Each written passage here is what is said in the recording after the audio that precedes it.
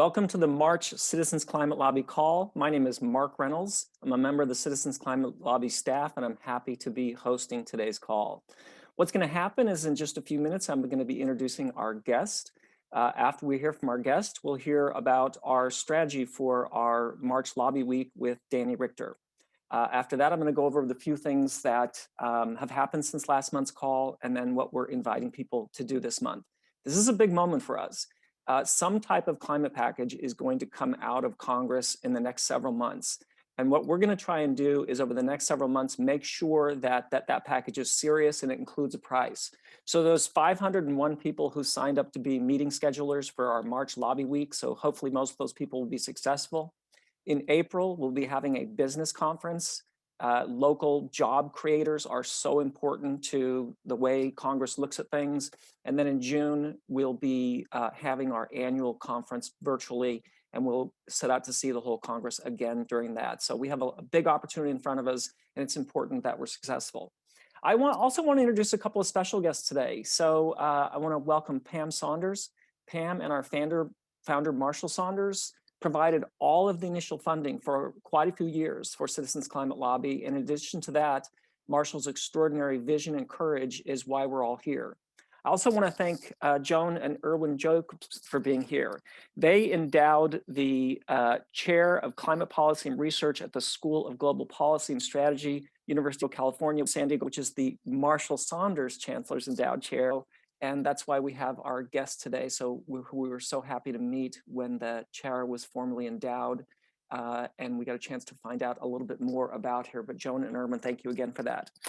So Professor Burney's research focuses on simultaneously achieving global food security and mitigating climate change. She designs, implements, and evaluates technologies for poverty alleviation and agricultural adaptation. Dr. Burney, such a pleasure to have you here. And I'm also especially grateful anytime someone who's a parent and it's a weekend and you're still making time for us. So welcome. It's so great to have you here today. Thank you so much, Mark. It's really wonderful to be here. And thanks to everyone at CCL for taking time out of your morning. I hope you and your loved ones are all doing okay right now. Thanks again, everyone, for having me. As Mark so kindly mentioned, I am faculty at the University of California, San Diego, and it's a real honor and privilege to hold an endowed faculty chair named in honor of Marshall Saunders. So I do feel as though I have the distinct honor of representing this group in my daily work. So thank you for having me. What I thought I'd do today is tell you a little bit about what my research group is working on, things that we're thinking about, and how they perhaps intersect with CCL's focus, and maybe to push you a little bit also in thinking about areas where these do not yet intersect, but point a little bit further into the future. I think a little bit in some ways that's our job in the research world, is to think even to the next step. So I'll talk about some points of intersection and also maybe push this group to think beyond as well. All right, so we're thinking about really whether food security and climate stability are possible at the same time. And I think we're all here because we hope the answer is yes. But what I want to do today is talk a little bit about how we think about the food and climate systems and their interactions, and what I think are some big puzzles that we all are going to need to engage in scientifically, policy-wise, and as citizens who all, every single one of us is engaged in these systems. So when we think about food security and climate, we're really thinking about a dynamic and connected set of systems that starts with our food system. So the agricultural land is the single biggest perturbation to the surface of the earth. Humans have changed the landscape dramatically over time. And what we do every year, the choices that get made about what to grow where and how to grow it, result in a set of emissions into the atmosphere that obviously interact with the general circulation and create changes in our climate. Those changes in the climate then in turn right, result in different exposures to people, of course, to creates other changes that have already been mentioned so far, things like sea level rise, but also create changes in the environment where crops are grown. And some of what we do is also look at how climate and air pollution are changing our ability to grow crops. So working on modeling what's coming out of the food system into the atmosphere, what those changes are doing to our ability to produce food, and then finally closing the circle, really thinking about what farmers, individual farmers, all the way up to food systems are doing to adapt to those changes. And really, this is key, right? If there's an environmental pressure on a system, individuals and systems and societies are going to try to adapt to that pressure. And really, the choices that get made in how to accommodate that and keep producing enough food will feed back into this cycle that then changes, what gets grown, the emissions, the impacts, et cetera. And when we think about this, I would say, the thing that wakes me up at night is the possibility that this is a vicious cycle, that this is something that creates runaway feedbacks that really doom us. The thing that wakes me up in the morning, excited to work, is that maybe this isn't a vicious cycle. Maybe there are leverage points that we can identify and test and really figure out for breaking this feedback and making sure that there really is a stable future equilibrium where we meet both of these goals. So I'm going to talk a little bit about our work just very briefly in each of these three arms of this cycle. And then we'll close, and I'll just, I'm going to be really happy to have the questions from this group. All right, so let's start over here on the left, thinking about emissions from our world food system. I think this is a nice place to start, particularly because it really expands the way maybe this crew is thinking about policy, because this is not a sector that's typically included when we think about emissions. But one of the things that we've been working on over the years is building databases, understanding what is happening, what actually are the emissions from agricultural production and land use change all over the world every year, what's driving it, so what processes are making this happen and what products are being produced. And we had a paper that just came out that published this database and some interesting findings. I think it will come as no surprise to this group, but there are some obvious opportunities. When you look at beef and ruminant meat, right? This is when you think about all the emissions from soil emissions from pastures and crop production, emissions from animals themselves, emissions from thinking about rice emissions, methane emissions, emissions from manure management, et cetera, emissions from fertilizer application. When you add all these things up and sort of allocate them to what's being produced, it'll come as no surprise to anyone that beef and meat are really like the largest per calorie drivers of emissions from the agricultural sector. So there are some pretty obvious opportunities, I think, when we think about what we might do. And then there's some pretty interesting heterogeneity in the world. If you look at this top plot here, this top map is showing just how much food production per person is happening globally. And that we have some big net producers, right, net exporters kind of in more temperate latitudes. And then we have in this lower map, a map of sort of how much carbon dioxide equivalent, how much emissions is being created, is being released into the atmosphere for a given unit of production, so per land area here. And you can see that really across the tropics, we have this more intensive production in terms of emissions. So this naturally sort of opens a question about like, what is sort of a climate optimal world food system look like? And how much is that going to rely on trade, of things being grown more efficiently in some places, and building relationships that would sort of increase resilience, but also produce food potentially in places that are less detrimental in a climate sense. So I think there's a way to reimagine how we think about even our strategic trading relationships in a world with a carbon tax, right? This completely changes how we might think about what really matters from a trade perspective. So I put that to you all because I know you were thinking about these interconnections. The other thing I'll say is that when we build out these inventories, so here is it's a loaded figure, but I'll walk you through it. This is on the vertical axis. This is showing how much food production per person is happening. So, more is more per person. And then on this horizontal axis here is how many emissions are required per kind of unit of production. So for a ton of food, as imagine, or for a million calories here. And so more efficient would be closer to zero. And what we have here is every region is plotted in a different color. And the lighter points are further back in time, and the darker points are just up to a few years ago. And we see the whole world has sort of shifted left over time.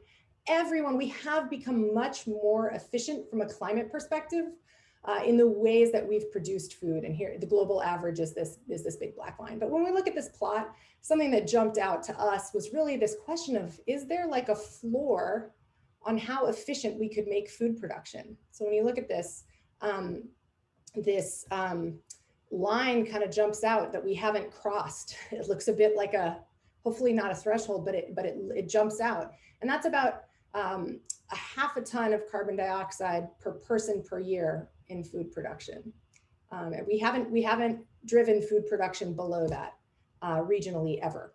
And so if we think about a world with 10 or 11 billion people in that, this is a residual, like very large emission source. If we're thinking we've got to get to zero, we've got to get to net zero. We often assume that land emissions and agricultural emissions will just kind of naturally go to zero, but there's no evidence right now that we have that in our wheelhouse. So this is a big piece of future uncertainty that I want to put on this group's collective radar. All right, let's move to this next part of the system. We're going to think about climate and air pollution impacts on agriculture. It'll come as no surprise. You all are very used to thinking about the global changes that have been driven by anthropogenic greenhouse gas emissions. When we think about these emissions, these long-lived species like carbon dioxide, right, are changing temperature, they're changing precipitation. It's really changing the ecological niche for different types of crops. But there's also other things that are emitted along with these greenhouse gases, right? Particulate matter, things like black carbon or sulfates, pollutants from tailpipe and from coal-fired power plants and natural gas plants as well.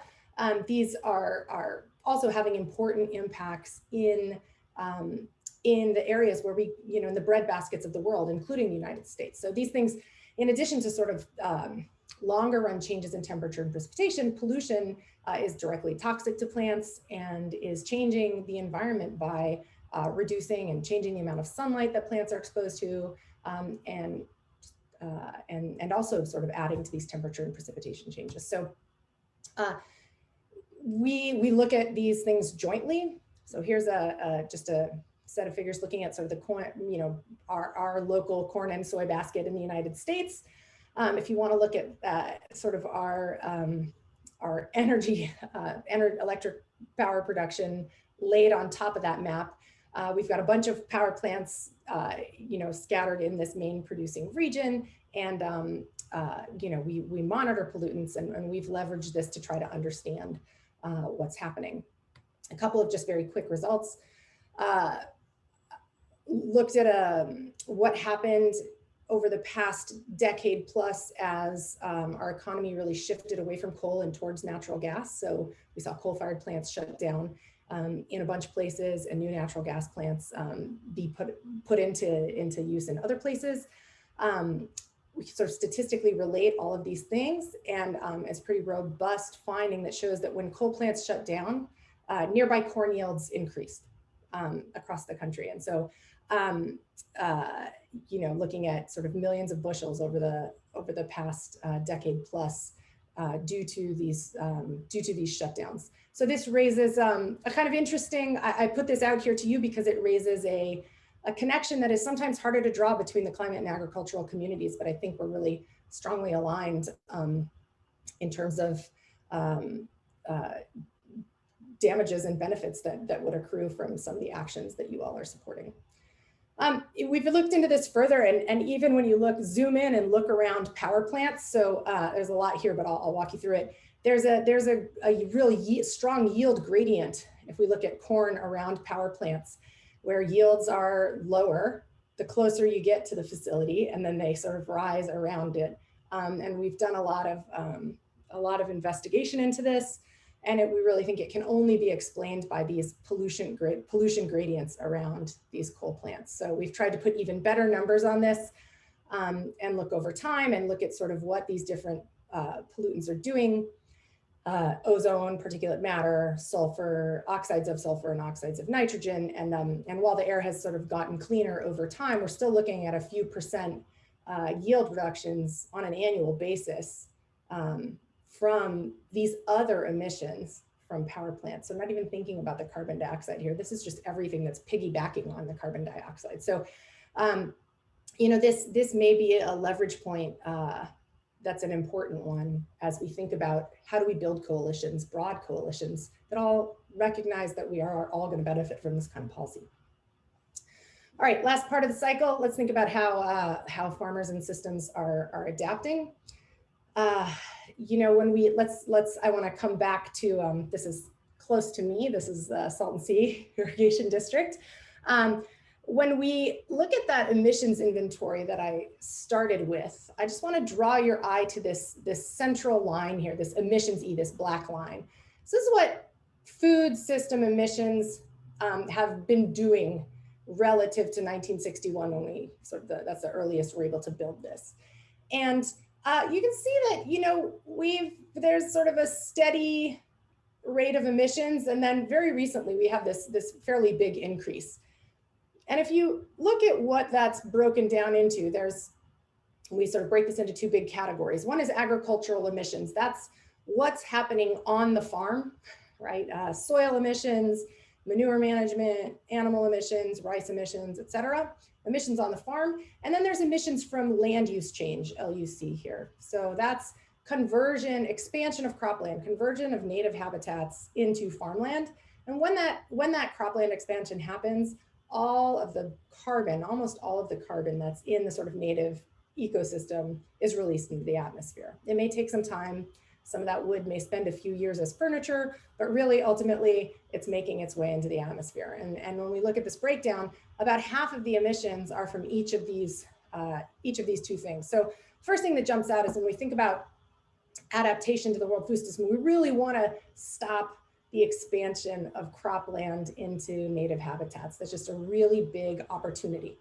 All right, so how do we do that? Why does cropland expand? Cropland expands because farmers are feeling pressure, right? They're feeling the need to grow more because grow more and more area because conditions are less optimal. This is a little less relevant in the United States, but it's very relevant in developing regions across the world. And so we need to think about this from an international trade perspective. We need to think about policies that aren't putting pressure to expand cropland elsewhere.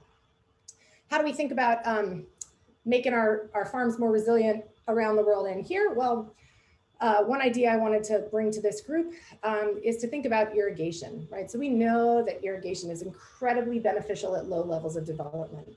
I'm in California. My state exists in no small part as a major economy because of incredible investments in irrigation in the last century.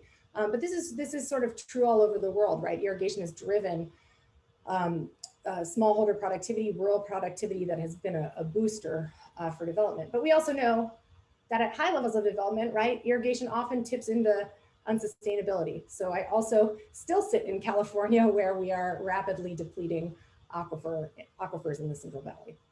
So the real question here that I'd like to pose to you is, right, irrigation is going to be super important under future warming. It's really important now for buffering against shocks, for keeping keeping farmers producing at high levels, disincentivizing expansion of cropland. But how do we do this right? So with a bunch of colleagues here at UCSD, Scripps Institution of Oceanography, we've been working on trying to use satellite radar and surface-mounted GPS units to use measurements to understand the movement of Earth's surface. So the surface of the Earth is like rising and falling, largely with changing moisture levels in that surface layer. Also does it for earthquakes and other such tectonic movements, but we're really looking at moisture changes, and we have looked at this in California. So here's the Central Valley of California, and here's a little zoomed in piece. And what we've seen is that we can see sort of where and when the surface of the Earth is moving at really high spatial and temporal resolution, and from there we can infer, when groundwater is being withdrawn and how much is being withdrawn. This is a huge gap right now in our understanding, right? Water, we don't really understand how much water is taken out of the subsurface, when and where. And so therefore, if you can't measure it, you can't manage it. And so we've been trying to figure out what we might do as sort of a prototype. The pie in the sky would be like a global groundwater monitoring network, such that we could really envision making this resource work sustainably from both a food and a climate perspective. I'll point out, I think, when we think about on-farm energy use, irrigation is a big energy user. And there's been a lot of really interesting work using renewables on farm for this. But this is again, a linkage, I think, between farmers and climate activists that could be drawn out more, perhaps, because I think there's a lot of really interesting work that dividends could, for example, do in agricultural systems like this. All right, so I'll leave off there. I've put some provocative pushing ideas on the table for you. And again, the hope here is really that we move from my question to a really solid answer. And I just want to thank you all for your commitment to trying to find those solutions. Right. Thanks. Wow, that was fantastic. Let me just check with Madeline and see what kinds of questions people have on their mind. Oh my goodness, they have so many questions on their mind. You sparked a lot of questions and thinking in the Q&A. Thank you so much. Let's start with the conversion of forest and grazing lands to agriculture, and are there strategies you've heard of that are effective there? And kind of a related question is, where are you seeing success in working with farmers and ranchers? Yeah, that's a great question. So I think, again, this is an important distinction to draw in that a group like this that's a little bit focused domestically. We don't have quite the same sets of issues here. So in the United States, actually net cropland use has gone down over time. We have become more efficient and sort of more geographically consolidated. And in fact, in the US, we're talking about how much of a carbon sink maybe could cropland be? Could this be a reservoir for putting more carbon in the ground? But when we think globally, really there are sort of a few sets of dynamics that are happening that are resulting in cropland conversion. I think the first is a set of political stories.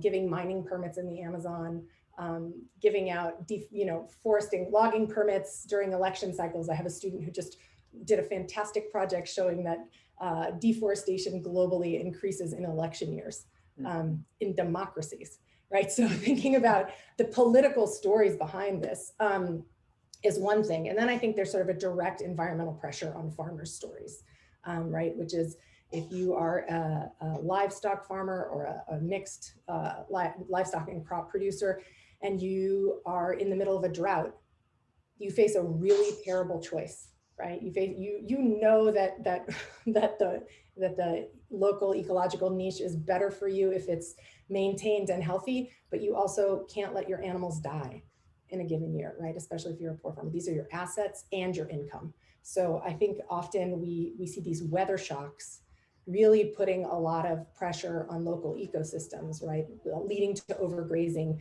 leading to expansion into forest margins that then really starts this cascade of land use conversion. So I think there's two sets of dynamics happening. Okay, thank you. And of course, there's a lot of questions around meat. Can we reduce greenhouse gas emissions? How much by switching to a plant-based diet? And just a very nitty-gritty one of, are pork and chicken part of other meat? How are you categorizing things? Yeah. So it really depends on how you slice and dice it. So the big, driver is really beef. And second to that is sort of other ruminants. They are sort of the most emissions intensive types of meats. That's in part because pork and chicken tend to be produced in high density, sort of confined operations. For the most part, we think about like where the most of those products are produced. And that may raise other issues for people. It's not sort of a direct climate story, but certainly there are other reasons that people may not prefer those systems, but they are less intensive less emissions intensive from a climate perspective. Mm-hmm. So other meat is those other ruminants. Apologies. Yeah. That's all right. And then regenerative agricultural processes. How optimistic are you that we can do that and that will make the difference that we need? And apparently a recent film implies that global warming can be avoided by changing our agricultural practices alone. Yeah, I think that's the billion-dollar question, right? So the answer is clearly we can do better than we're doing. We can, the amount of additional carbon that could be sequestered through such practices is clearly bigger than zero. And we don't know what the upper limit is, right? So there are lots of back of the envelope calculations that sort of suggest really large numbers, but we don't know. I'd say that's a big uncertainty. Is really what is the size of the sink in cropland, and I would say there's a technical feasibility version of that story, and there's a real world feasibility version of that story, right? Because carbon in cropland is a real finicky system, right? It takes years and seasons to build up and then can be released really quickly. So we sort of have to guard against those slip backs if we're going to invest in this kind of solution. And that's going to take sort of, I would hypothesize a tricky set of policies that sort of guard against that backsliding if that's where we really want to invest. And that's a reasonable thing, I think, to be thinking about in the United States, right? This is one of the places in the world where we think we could do a lot of sequestration. Great. Jennifer, we have something called Citizens Climate University, where we'd love if we could get another dose of you and have more time for Q&A, because as Madeline said, there's all kinds of questions in the thing, and we'll reach out to you and see if that works in your schedule sometime. But this was really fantastic. I mean, we've regularly tried to get at climate change from different angles, and this is such an important one. And it's so important to us also because, Marshall, before he started Citizens Climate Lobby, was setting up microcredit loans with the poorest of the poor people. So where, food and climate change intersect is particularly important to this organization. So thank you so much. You're welcome to stay on for the next 15 minutes if you like. But I also know that you've got 2 kids cutting their own hair in the backyard. You might need to check on them also. I'm definitely going to stay for the last 15 minutes. I don't want to know what's happening. Okay, good. All right, well, thank you so much. Well, let me welcome Dr. Danny Richter, who's going to talk about our strategy for our upcoming lobby week. Danny, thank you for joining us today. Also has little kids, I think, not cutting their hair in the backyard. No, they're just on the table when they shouldn't be. Okay. But anyway, hello everyone. Pleasure to be with you on this Saturday. On Thursday, March 4th, I gave a CCU presentation on what our primary and supporting asks are going to be in advance for our March lobbying effort the week of March 22nd. Today, I want to give you an update on just the primary asks. First, some context that I think is important to understanding the primary asks. It is our expectation, as Mark said, that something on climate is going to happen this year because that is one of Biden's priorities. Since just Thursday, he signed into law a nearly $1.9 trillion package to address both COVID and the economy.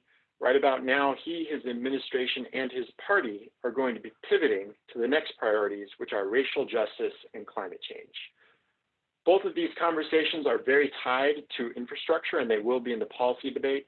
And this underlines that what we should expect from Biden is not a single policy, but a bunch of policies wrapped up together called a package.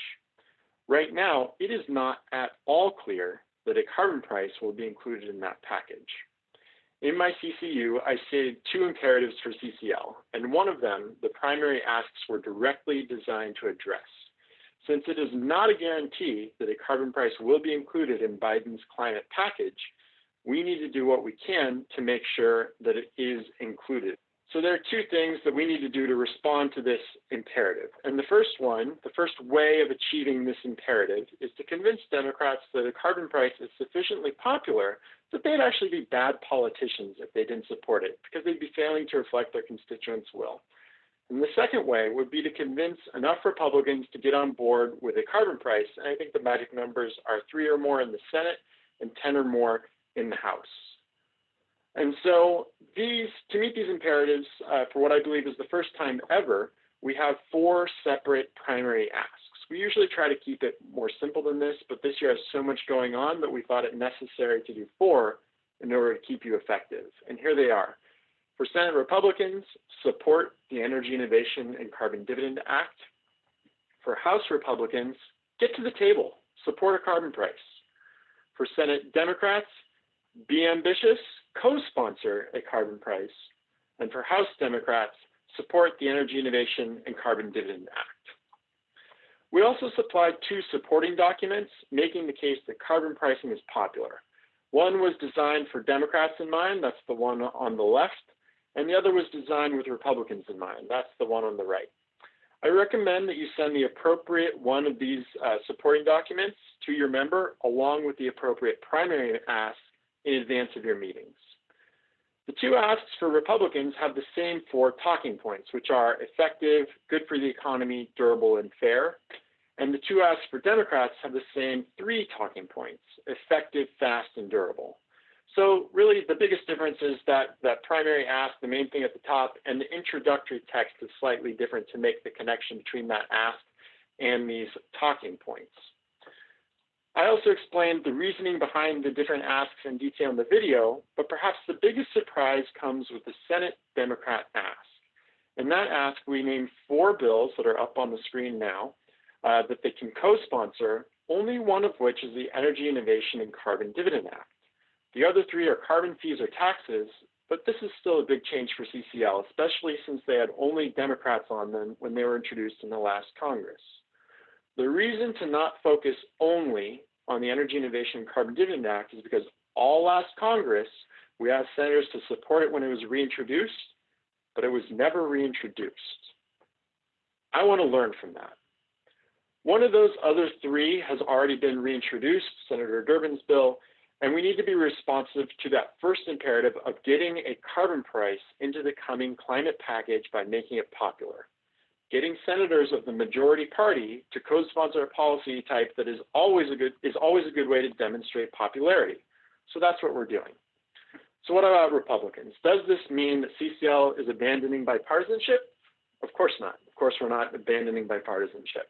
We want Republicans to be at the table. We have done everything we possibly can to set that table for them. The food is delicious, the tablecloth is very fine, and we are holding the door open for them. Heck, even the U.S. Chamber of Commerce, the Business Roundtable, and the American Petroleum Institute have put out statements saying that the meal at the carbon pricing table is delicious. But the fact is that we can't force Republicans to sit down at this table. And climate policy is happening right now. We can't afford to not engage as things move forward, or we will lose the opportunity to push the climate discussions in the direction of the carbon fee and dividend policy that liberal and conservative members of this organization are so fond of. And so that's what the Senate Democrat ask is about. It's about responding to that first imperative of making sure that a carbon price is part of the Biden plan. So that's my brief update. If you have questions, again, please do check out the recording of that March 4th CCU. I spent only 5 minutes on this call, but on the CCU, I spent a whole 38 minutes. So there's a lot more detail and context. Okay, awesome. Danny, thank you so much. Really great to have you on the call today. Okay, I want to go over just a couple of things that happened since last month's call. One of the things we asked you to focus on last month was letters to the editor, and we published 253 letters to the editor last month. That's a big deal in today's world because there is simply not as big a universe as there used to be. My paper publishes letters to the editor 3 times a week. Some newspapers have gone from daily to weekly subscription. So that was a big push. That was great, and thank you all for submitting. We know that twice as many of that at least were submitted as the ones that were published. So thank you for everybody who submitted, whether your letter was published or not. I want to point to something that happened in Indiana. In Indiana, for those of you in Indiana, you know you did this. They put together a statement of 50 economists, primarily from the University of Indiana, Notre Dame, Purdue, but all Indiana-based economists publishing a statement supporting fee and dividend.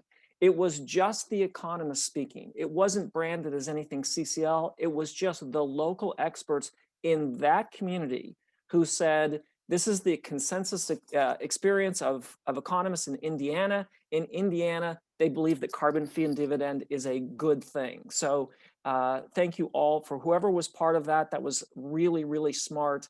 Local influencers are so important, and great job, Indiana. Also, I want to mention something that actually our youth action team did before last month. Our youth action team actually wrote a strategic plan for 2021.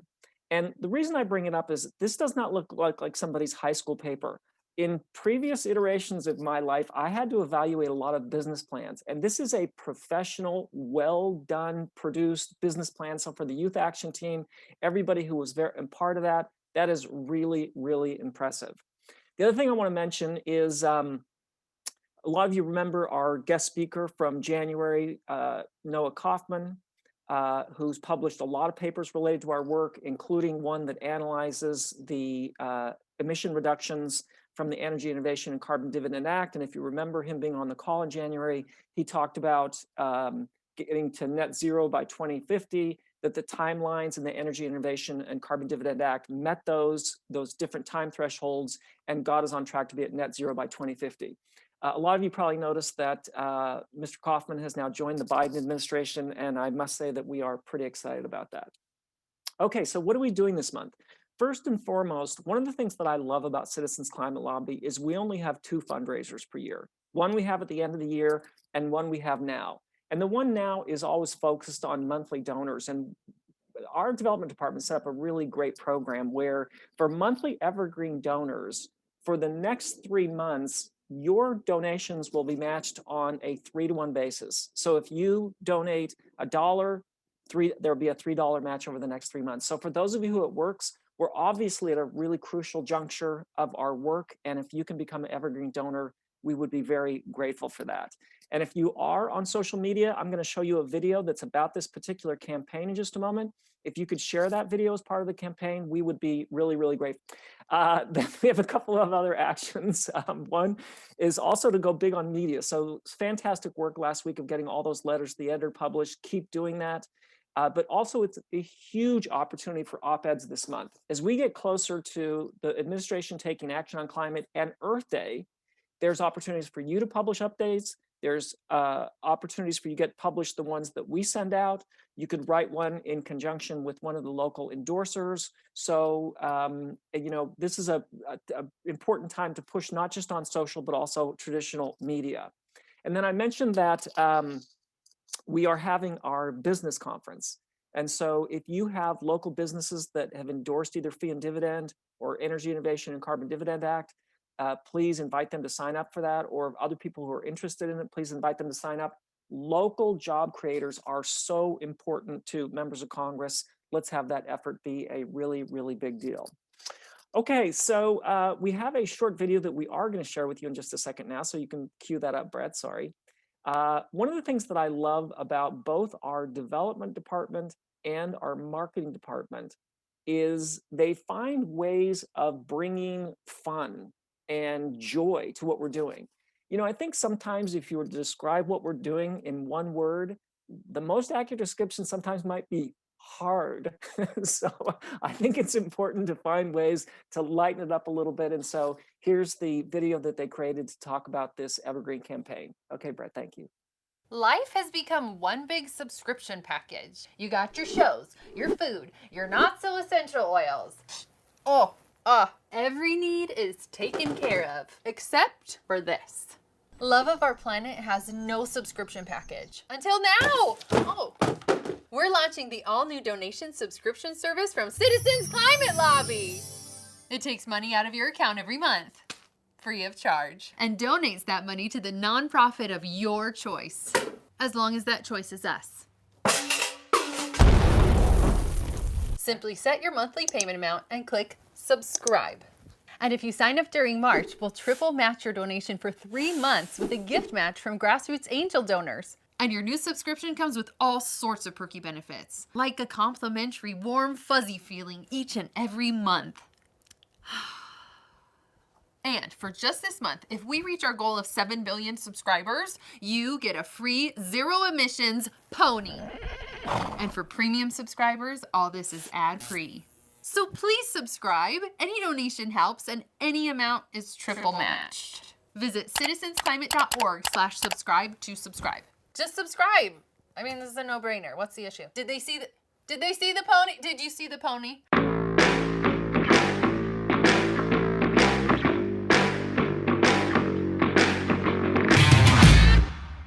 Thanks, everybody. Thanks so much. Thanks again, Dr. Burney. Thank you all for being here. We'll see you all next month. And if it works for you to become an evergreen donor, thank you. And maybe you will get that pony. Thanks, everybody. Have a great month. Thank you for listening to this episode of Citizens Climate Lobby's training program. You can tune into more episodes anywhere podcasts are available. Inspired by what you heard today? Join Citizens Climate Lobby to advocate for bipartisan climate solutions. Go to community.citizensclimate.org to find more trainings, resources, your local chapter, national action teams, discussion forums, and more. Be sure to like our Facebook page and follow us on Twitter and Instagram @CitizensClimate. We also invite all of our listeners to subscribe to our YouTube channel for more inspiration. And together, we are creating the political will for a livable world.